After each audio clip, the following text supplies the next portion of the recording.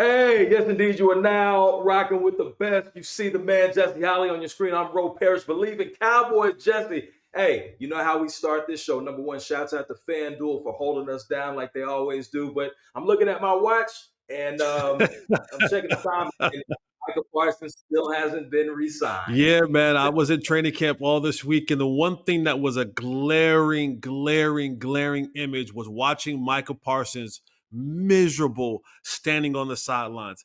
And and my heart really goes out to Micah because I know he just wants to play football. Like I don't know him personally, but I know football players, and to stand there and have to watch over and over and over again.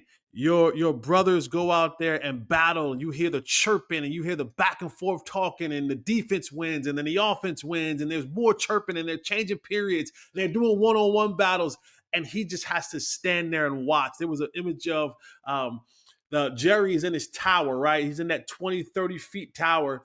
And at the top of the tower is Jerry Jones sitting down there. And if you just pan down the tower, at the bottom of the tower, Micah Parsons is leaned up against the tower base, and he just has the look of someone who just lost his only puppy.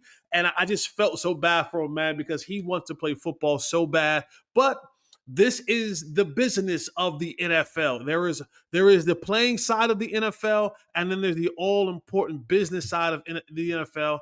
And Micah and Jerry just not being able to figure out the business side, it leaves Micah not too happy. I mean, the irony of Jerry in the post, as you mentioned, and someone captured a picture of both of them in the same shot, but so far apart. It's just ironic. They just happen to be in the same space, but again, so far apart, figuratively and literally. So again, I don't know what's going on. Apparently, there haven't been any conversations dating back to March where there was a verbal handshake agreement in place, but without Micah's representation, David Mulligetta, we've already gone over all that. All we know is that we're no closer to having the deal. So aside from that, you've been out of Cali. We're going to talk about training camp in a second, but I'm going to ask you this question, and I want you to think about it very, very wisely and answer it wisely. In your opinion, who is the biggest star in the NFL? Ooh. Oh, the biggest star in the NFL, Patrick Mahomes. And this is the trick question because there's really no right answer, but I'm going to say the biggest star in the NFL, and Patrick Mahomes in his own right, Super Bowl champions, all the rings, all the things, all the awards. Jerry That's a great Jones answer. is the biggest star in the NFL, and it is not even close. And he's been the biggest star for decades, and that's how he wants it. When you have a football team that is worth over $12.8 billion and you are at training camp to get your team ready, but everyone wants to talk to you. And oh, by the way, there's a Netflix special that has a premiere. You're on the blue carpet. The entire docu-series is about you, and you. Yeah, you know what? That's a perfect answer. That's a perfect answer, and that actually might be the right answer. Like you said, there's no wrong answer. That might actually be the rightest of all right answers at the biggest star in the NFL. And speaking of that, I was on the blue carpet for that premiere in Hollywood, and the stars were out. And let me just say this: uh, you know, I don't carry water for anybody. I'm not this company man. I say what I want. I do what I want, when I want to do it, how I want to do it. And I deal with the consequences later. Jerry Jones got another one. He got another one, bro. The documentary is Yeah. going to be amazing. The way that they done it. Shout out to the Netflix and the Way brothers who directed it. Um, the cinematic mastery that they did with this documentary was amazing. And it's stories that if you've covered the Cowboys, been around the Cowboys, or a Cowboy fan, you know.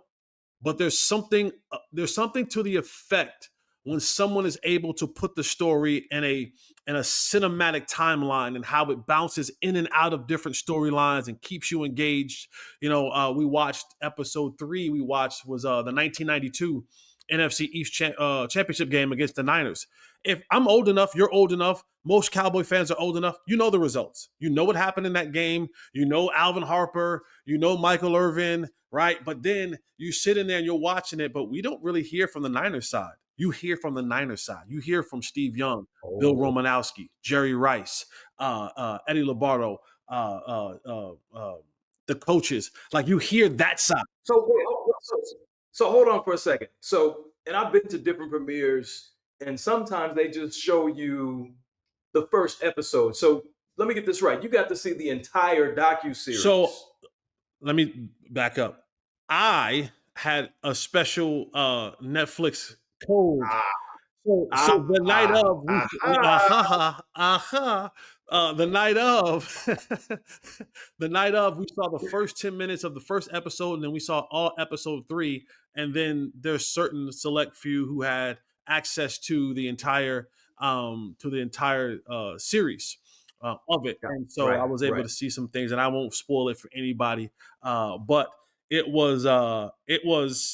gonna be good. It's gonna be good, and so okay. We won't spoil anything. However, you kind of already spoiled a portion of it, because I wasn't expecting that we were going to hear from the opposing, competition. So you've already touched on that. And again, people are going to watch this anyway. That was something that you obviously saw that stood out to you. Is there anything else? Not that you have to spoil it, but is there anything else that stood out to you that people are going to be excited to see? Yes, and yes. There's give us a little hint. So we all know the breakup of Jerry and Jimmy Johnson, but they take you to a place where in the owners' meetings where it all kind of started to precipitate, and you hear Jerry speak very, very.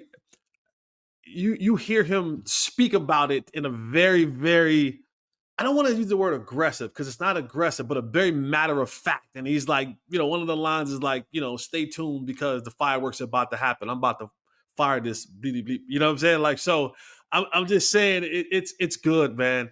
It's good. It is good. I'm just saying, I'm telling you, if you got a nice TV, you got some surround sound, put it on that. Don't watch it on your cell phone. Don't watch it on your laptop. Put it on the big TV. Put the Dolby surround sound in there, man.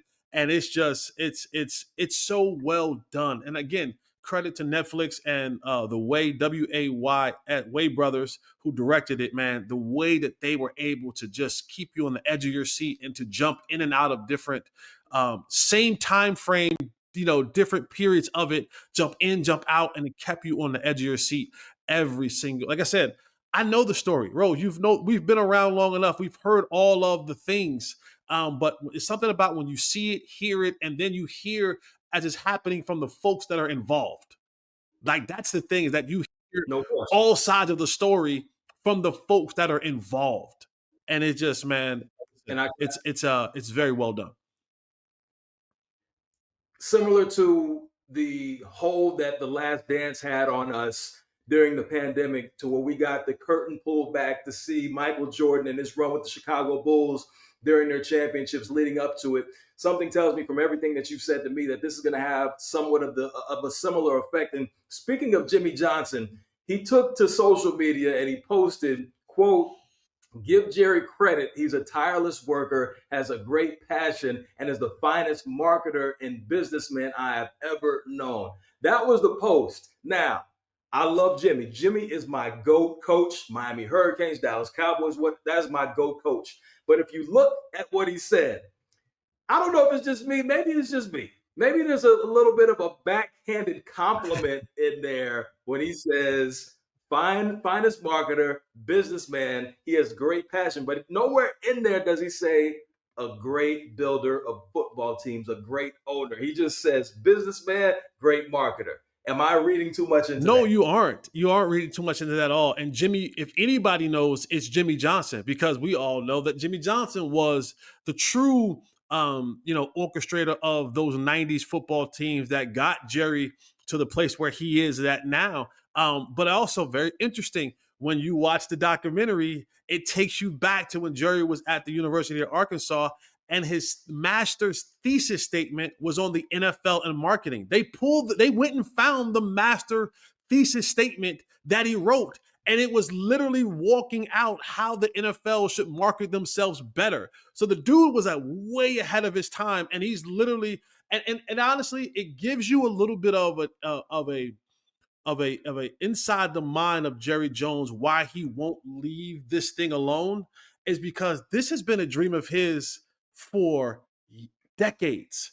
So like he is when he says like I'm the best at, and I said the best GM, but I don't know about that. But when it comes to this marketing thing, this dude has been like he has been on this, working through this. Like when they go back and tell you that they show you the thesis paper that he wrote for his master's on the NFL and marketing. Like that's how deep they get into this thing. Wow. No, they get extremely deep. And as I've already said, I'm excited to watch. It's something that people have been looking forward to for a very long time. Probably nobody looking forward to it more than Jerry Jones. So, and with that said, I mean, the whole situation with Jimmy Johnson, that whole thing, and you weren't around then. I was actually living here as a youngster. That was, I look at this. There's major stories that have happened in this metroplex, major events that have changed the lives of everybody. The JFK assassination. No. What's the other? Okay, who shot JR?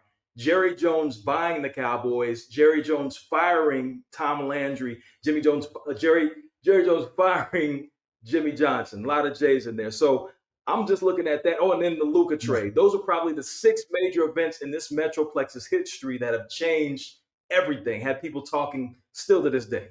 No, you're absolutely right. And again, like Jerry wants the headlines. And the things that you named 5 or 6 headlines. Jerry was in 3 of them. Go figure, Yes. right? Like so, he is doing exactly what he wants to be done. And I promise you, after the 19th, what is that, Monday? After that whenever this thing airs, he will have the airways again. I promise you. He will have the airways again. There are certain media members who have already watched it, or probably around the country, that have access to it. But when the general public gets a chance to watch it, you can bet your bottom dollar it's going to be on the A block of a lot of the shows, the podcasts. Because people hit me up on social media like, I'm done living in the past and I'm 30-year drought. And I'm like, you're gonna watch it. You're gonna watch it. Especially when everyone starts talking about it, it's gonna pique your interest and you're going to watch it. Yes, indeed. Just in case you don't know, it does premiere Monday, technically Tuesday, but Monday at midnight. If you want to watch, that's when it becomes available on Netflix. What's it? The Gambler, the story of Jerry Jones and his Cowboys, something like that. I don't know the title offhand. The Gambler and his Cowboys, the America's team, the Gambler and his Cowboys. There it is. So yes, and I'll just say this, because sometimes, when you're somebody like Jerry Jones, it's hard to find people to put in the right places. He had Jimmy Johnson, he fired him. He had to get another resume. He had to get another candidate. He brings in Barry Switzer. Yeah, baby. He brings in Chan Gailey. Anyway, all that said, it's kind of difficult to find the right candidate, but no more, not with ZipRecruiter.com, because they find amazing candidates for you. And right now, you can try it for free. Go ahead, pull out your phone or write it down with a sheet of paper. ZipRecruiter.com/customize your spot. Okay, it's this simple.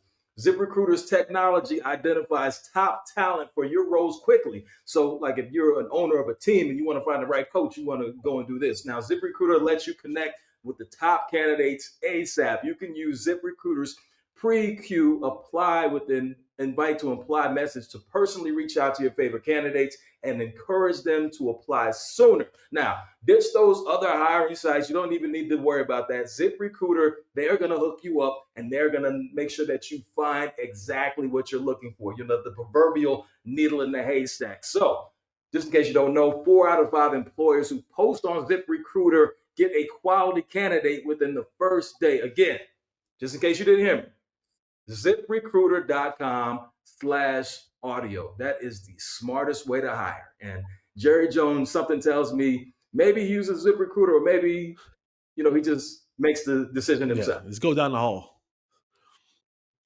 What are you doing? You got plans for the next couple Sundays? Nah. Come on Right. down here with me. I got a job for you. Come on. Oh, yeah, Bleav in Cowboys, of course, Parish, Jesse Holley here, all brought to you by FanDuel. Okay, now we've talked about everything in the past, just like you mentioned, that stuff from 30, 25 years ago, the last time that the Cowboys were winning Super Bowls when they were appearing in championship games. Now let's come fast forward to present day, where we have the preseason in full effect. We just saw the last game, Cowboys taking the L against the Los Angeles Rams. We saw Bazooka Joe Milton III. Hey, he has a cannon for an arm. The accuracy, might need to work on that. The command of the offense, might need to work on that. Defensively, a lot of missed tackles. We know, obviously, Micah Parsons isn't there. Probably wouldn't play anyway. Probably the hardest hit that we saw was a referee taking out CeeDee Lamb. So, looking at all that, let me just get a couple of your takeaways from the first preseason game, Rams and the Cowboys. It was indicative to what the practice looked like. The Rams were able to bully the Cowboys in the trenches, and that's the question that we've had about the Cowboys. How will they be able to hold up offensive line, defensive line? And the Rams came out and they were able to do kind of what they wanted to do up front. I got a chance to sit down with Coach Shoddy this weekend and this past week, and I asked him. I asked him about the physicality. Coach, you're talking about physicality, you preaching physicality, but it didn't show up in the first preseason game, right? Like what happened? And he said, they're not where they want to be. They're still thriving and pushing forward. I saw a lot of them doing team tackling drills this week in practice because they didn't tackle well last week. He mentioned that this team is a very high playing football team. And that just means vertically, right? They're not in a ready set stance, right? Like that's the thing. When you can't play this game, you can't find one position. You can't find one position on the football field that is played standing straight up. It's not a position that you're supposed to be in. You know what I mean? Hey, what I don't know what your coaches said, but coaches always told me back in the day, low man Low wins. man Low wins. man And wins. so this team is playing high. For whatever reason, they're just all playing very vertical, very upright, very erect. And when the low man gets underneath you, they're able to roll you out the way. And they're able to control where you go and what they want to do with you. So that was an emphasis. And I saw that last week in the game, this team playing very high, not being able to sustain and hold their ground, and then being able to come out there and formulate some sort of identity. And I put some of that offensively on Coach Schottenheimer because as a coach, knowing the quarterback that you have in Joe Milton and know that he's kind of, you've seen him every day in practice. You know that he's kind of an erratic type of quarterback where he can have some really good throws, but then he can have some head scratches where you go, hey, man, that guy was wide open. You threw it 10 yards over his head. So I thought coming out running 6 passing plays to open the game for a quarterback that you probably wanted to get settled a little bit. And I think that threw the entire offensive rhythm down because after the first quarter, the Cowboys had 1 net total yard offensively, right? And then the Rams had 168. So it's just things like that I took from that game where I thought it was a little bit it was just it was an irrational. Rational is not a good word. It was a confusing opening first game. They settled down a little bit in the second half, but this week they've been talking about the things that they saw last week in the game, and they have another very, very, very physical opponent in the Baltimore Ravens. And so all these things that we saw that were deficiencies for them last week against the Rams, I hope that they have really and truly emphasized what they wanted to do differently. I thought today is Friday. Wednesday was their last practice of the week. I thought that was the most physical practice that they have had in training camp amongst each other. Mm-hmm. It was a physical practice on Wednesday, and I was there on the sideline, and I was getting, my blood was flowing and rushing, and I was excited because of how they got after each other in practice. So, that's what I thought about the first preseason game.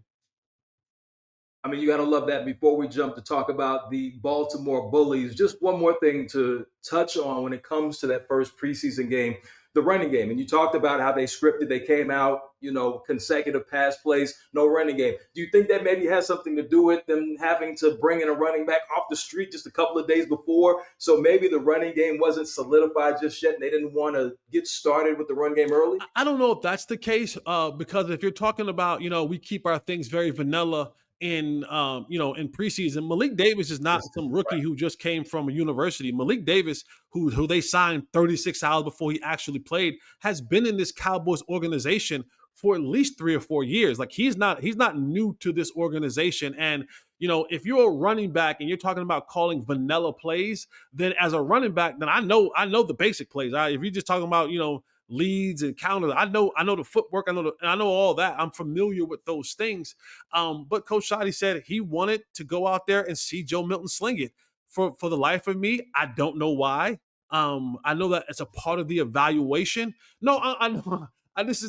I get the evaluation part of it, but like evaluate everything that comes with Joe Milton, right? Evaluate him breaking the huddle, evaluate him get to the line of scrimmage, evaluate him being able to dissect what the defense is saying, evaluate, but give him a chance. Don't come out the gate with 6 passing plays and you're 1 for 6 to open up the football game.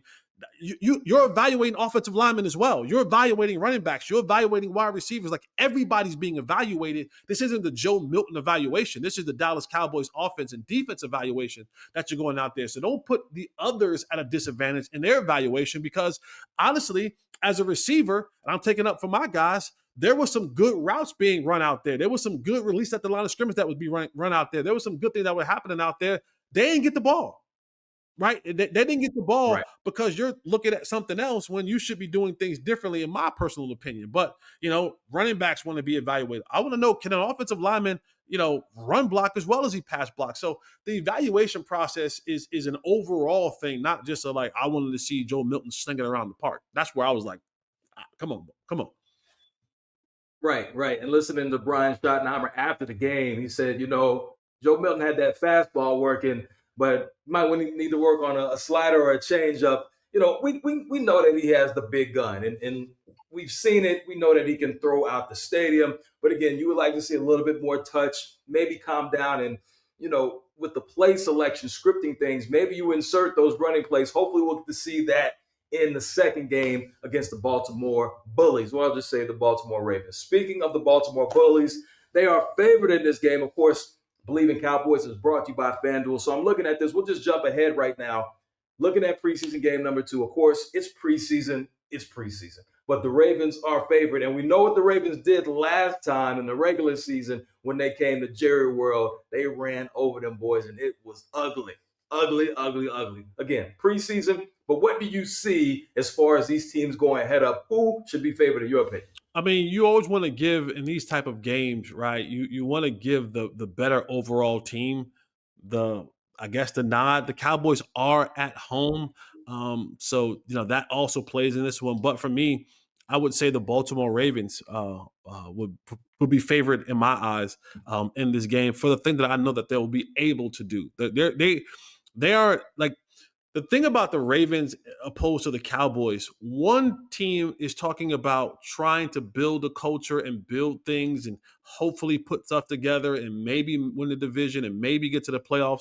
In Baltimore, they're talking about championships. They're talking about how do we get back to the AFC Championship? How do we get back to our chances at the Super Bowl? And it's a much more realistic approach with the Baltimore Ravens than it is the Dallas Cowboys. So that in their eyes, they're getting ready, and a lot of their guys, they're not evaluating a ton of starters in this so to speak. Like their roster is pretty much already filled with the guy that It's already set. They're looking for some of the back end guys. The Cowboys are still trying to find players to start week 1. Defensive backs, defensive linemen, offensive linemen. They're still working through.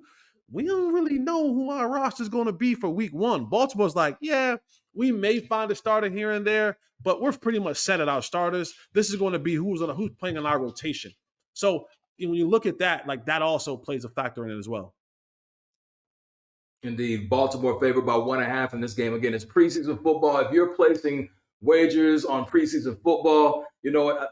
Let this be a safe space. I'm not going to judge you. If that's what And you just make sure do, you do that do what you FanDuel. do. Shout Make sure you do that out. Make sure FanDuel. you do it at FanDuel. So, I mean, Jesse, and I'm looking at this team. Obviously, we should expect to see Joe Milton play again in this game. But are there any other players that fans should be watching to pay attention to that could actually have an impact? Because you just talked about it. The Cowboys are still looking for who is going to play here, who is going to play there. Who are, what's a name or two names that we should be looking at to have an Boy, impact? bro, I can name 15 guys. There were 20 something guys that didn't Okay. even play last week. Okay, you can bet your bottom dollar that those guys are going to be in this game this week. But for me, I'm looking at I have to. I'm looking at rookie guard Tyler Booker. You didn't play last week in the first preseason game. You from what Coach Shoddy is saying, expect you to be in that game.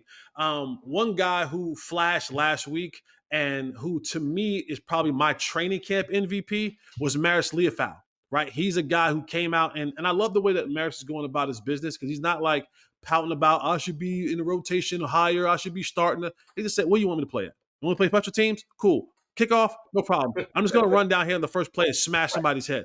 Punt, that's no problem. I'll do that as well. And then when I go play linebacker, I'm going to do that very well. But man, there's so many players to watch this week. Nate Thomas, left tackle, with Tyler Guyton still being out. Nate Thomas played 10 snaps last week offensively at the tackle position and had some decent looking reps out there. I want to see more from Nate Thomas. I want to see him play maybe 30, 40 snaps at left tackle. Small sample size last week. Let's up the ante a little bit more this week. Sam Williams didn't play last week. I want to see Sam Williams. He ended training camp this week with a pick six on Dak Prescott and showed that he had a little bit of get up in those legs, took it back 99 yards the other way. I want to see Sam Williams in a uniform and him going downhill. Donovan Ezeraku, the other defensive end, he had a really good start to training camp. You kind of start seeing him wear down a little bit. That's just that's that rookie. That's that rookiness. That's the being a rookie. You have to, it's a war of Welcome attrition, to the right? NFL. It's a war of attrition. I got to get all the way through there. Still want to see the guys outside. I'm pretty sure you're not going to see CeeDee Lamb or George Pickens. Kevontae Turpin will be in uniform. All right, how are they using Kevontae Turpin? Is he in the backfield? Is he in the slot? Is he outside? Is he going to be doing some wildcat stuff? I don't know, but I want to see what Kevontae Turpin can bring. And the rest of those guys, Jalen Tolbert, Mingo, Flournoy, Trayshawn Holden is the name at the receivers that people are talking about a lot.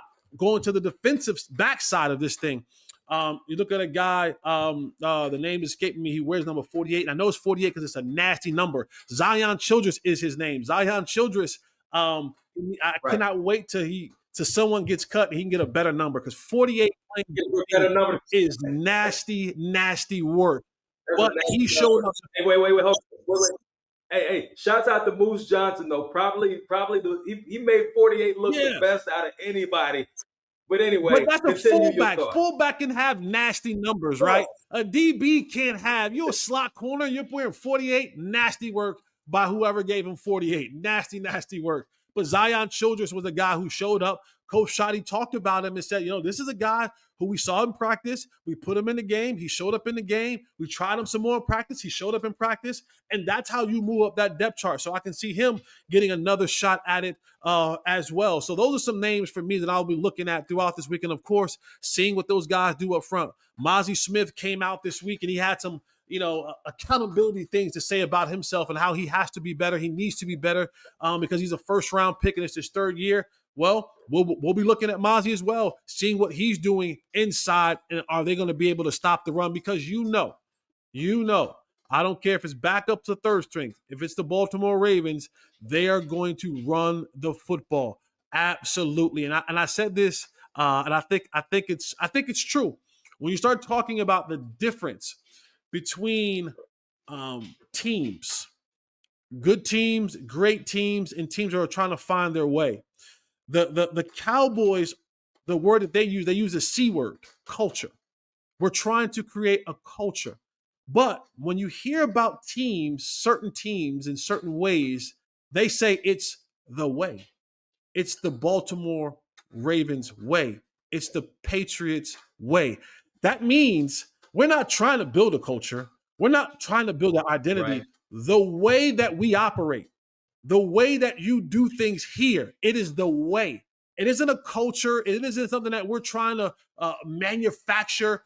It's the way. It is the Ravens' way to be physical, to be nasty, to be bullies, to be just dominant. When you walk in the building, they draft that way. They free agent that way. They undraft the free agent that way. When you walk in that building, that is the way that it is every single day. So Right. that's the part that I'm looking for is, culture versus way. How the closer the Cowboys to reaching their culture so that they can build their way? It's going to be tough because the way starts from top all the way and works its way to the bottom.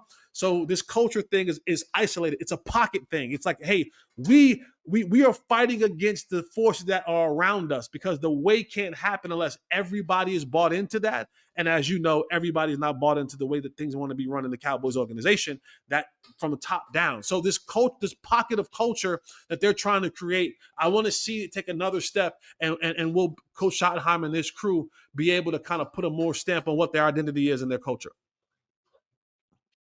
Parish and Jesse Holley, Bleav in Cowboys, of course, brought to you by FanDuel. Now, I'm looking at the bigger picture. Obviously, we know we're still weeks away from the regular season. However, I'm looking at the big picture, the standings. Right now, we're looking at +8 wins this season, -25. So taking those numbers, let's just put them to the side.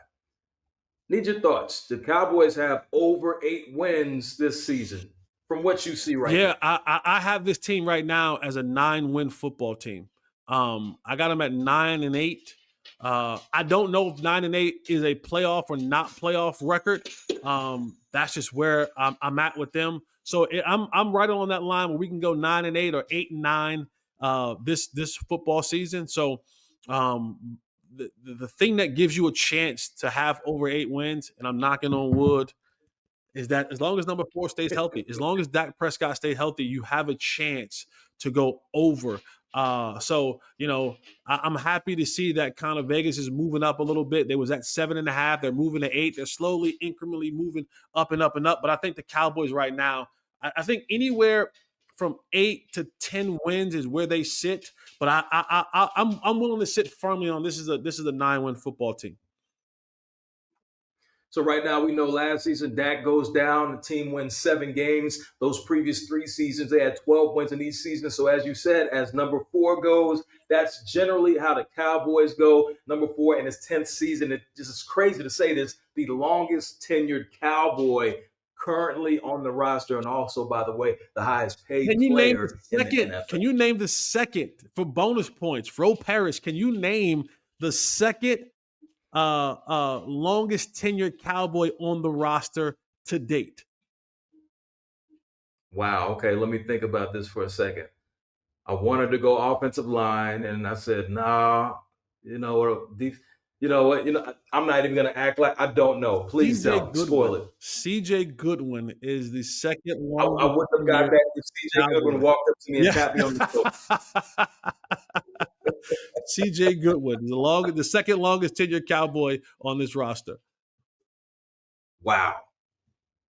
Okay. Well, with all that said, I put that in my little notepad. I'll make sure I write that down and know that next time for bonus points. Again, we are looking forward to the premiere of the Netflix docuseries Jerry Jones. Go ahead and put that on your calendar. Tuesday, August 18th. That's when it will be available to you. Some people that are sitting on the screen right now have already seen it in its entirety, and that person I'm talking about is not me. So some people are more privileged than Favor others. ain't fair, man. Favor ain't fair, and I'm not apologizing for it.